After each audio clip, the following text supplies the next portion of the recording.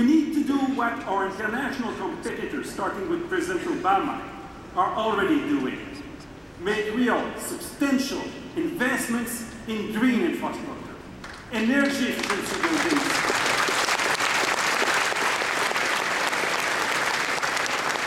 public transit, clean water, clean air, renewable energy, effective waste management, and a vibrant network of national parks, marine protection areas, and also eco-tourism destinations. We need to do this for good-paying green jobs throughout rural Canada, throughout urban Canada, and for a more competitive and sustainable economy. This is the way to modernize our industry, our manufacturing sector, including the auto sector, as well as our agriculture, fisheries, forestry, and our energy grid. This is the way for Canada to ramp up toward a green economy, because if we don't, Canada will find behind. Canadians have what it takes to be leaders in providing green solutions, as well as clean, secure, affordable, and sustainable sources of energy. Canadians have what it takes, except for one thing. One thing is lacking in Canada, and it is political leadership in Ottawa. We Liberals from coast to coast to coast are going to fix that.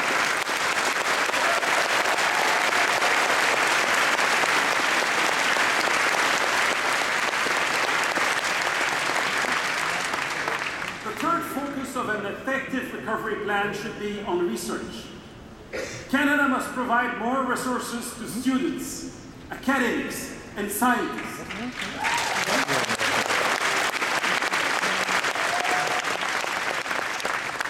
This will stimulate the economy now and establish an essential foundation for a stronger future. Our international competitors again, and certainly including Obama's United States, understand that. The Harper conservatives don't, and they are alone. So we'll fall behind if we continue with the path Mr. Harper is proposing to the country. La recherche, c'est un outil de relance reconnu. Et l'enjeu dépasse l'actuelle crise économique. Les pays qui sauront trouver les solutions scientifiques aux problèmes techniques et scientifiques, aux problèmes de notre époque, seront les leaders du XXIe siècle. Certains de ces défis sont redoutables. Ils mettent en jeu notre santé, comme les pandémies, ou même les fondements de la vie sur Terre. C'est le cas des changements climatiques, de la disparition des habitats naturels et des espèces vivantes. C'est le cas de la pénurie d'eau douce, qui affecte de plus en plus une population mondiale en pleine expansion. Les océans aussi sont menacés. Au Canada comme ailleurs dans le monde, les communautés de pêcheurs font face à d'énormes difficultés. How can the world feed its expanding population without scientific innovation? When you think about that, agricultural productivity will have to double between now and 2050 to feed 9 billion human beings.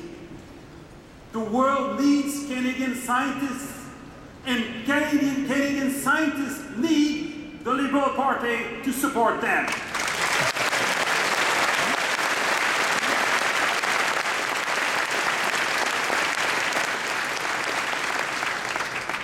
Et qui parle d'innovation parle forcément de culture, de création culturelle. On devient meilleur dans ce qu'on fait comme chercheur, comme ingénieur, comme être humain, quand on est inspiré par un bon livre, un bon film, une bonne pièce de théâtre, une bonne émission de radio-télévision, un tableau. Ce n'est pas le moment de couper dans la culture, ce n'est pas le moment de couper dans Radio-Canada CBC. C'est le moment d'investir dans nos artistes et dans nos créateurs pour stimuler la culture de nos créateurs, pour préparer le Canada de demain.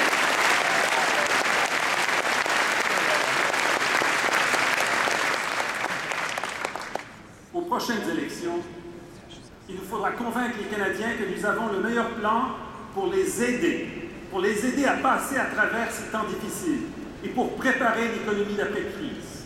Et je suis confiant qu'on va y parvenir. Et c'est notre défi. Je suis confiant que nous y arriverons. Et je viens de faire quelques suggestions en ce sens.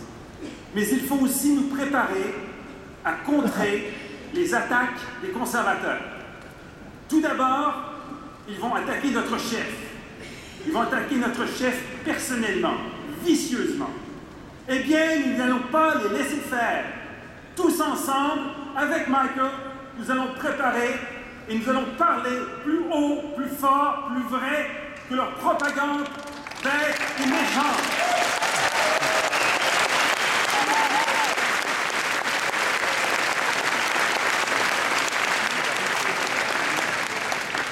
Ensuite, la propagande conservatrice va nous attaquer de façon mensongère sur le thème de la fiscalité. Ils ont déjà commencé. Well, let me state how proud I am to have served liberal governments under Jean Chrétien and Paul Martin.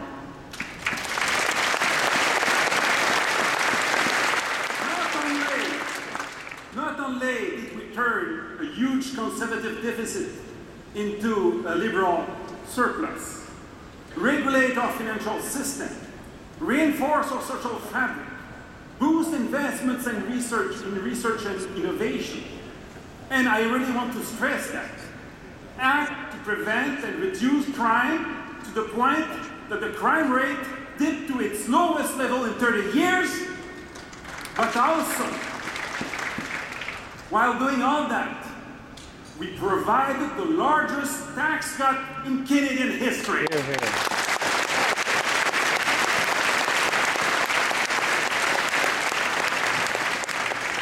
We cut taxes in order to make Canada fairer and more competitive. On the economy, we have no lesson to receive from the Conservatives.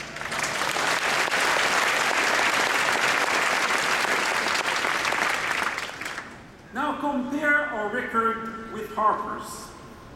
Harper broke his promise on income trusts. He replaced Paul Martin's plan to cut taxes with his focus on the GST, which almost all Canada's economists said was the wrong choice. Even Ian Brody, Stephen Harper's former chief of staff, recently admitted that it really didn't make any sense, any economic sense, but he bragged that it helped them win the 2006 election. And during the 2008 election, they used a similar gimmick, as you know. In 2008, our own fiscal plan proposed to cut the personal income tax by 10% on average, and even more for families and children.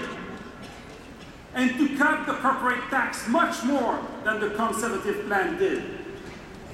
But to give them credit, the Conservative propaganda machine was very effective at making Canadians believe that our comprehensive fiscal plan was nothing but the carbon tax. Well, the Conservatives won with gimmicks, twice with gimmicks and distortions in 2006 and in 2008.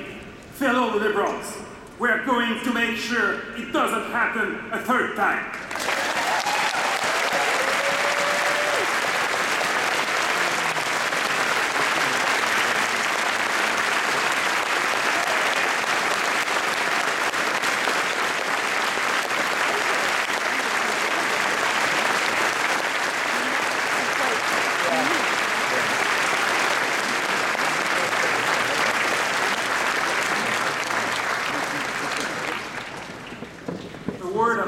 Fighting climate change. It will be up to our new leader to decide how to deal with this complex issue. We will also